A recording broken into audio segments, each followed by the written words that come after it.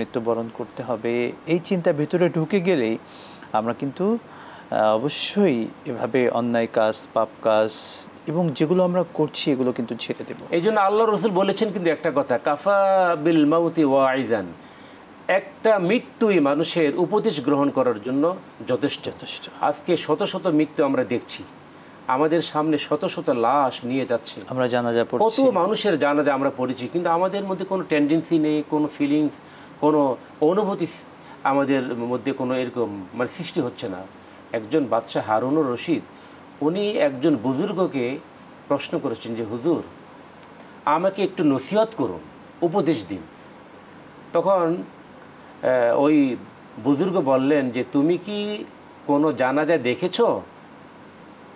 হ্যাঁ, আমি অনেক জানাজা দেখেছি। জানাজা মানে লাশ, অনেক লাশ আমি দেখেছি, অনেক লাশের জানাজা আমি পড়েছি, অনেক লাশকে আমি এরকম কবরে নিয়ে গিয়েছি, কাঁধে করে অনেক লাশ আমি বহন করেছি।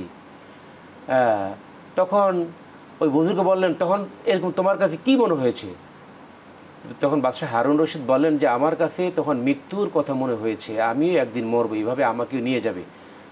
তখন তিনি বললেন, ওই বুজুর্গ বললেন, তখন তোমার যে মনের অবস্থাটা হয় ওই অবস্থাটা তুমি ধরে রাখবে, তাহলে আল্লাহর কথা স্মরণ হবে, মৃত্যুর কথা স্মরণ হবে,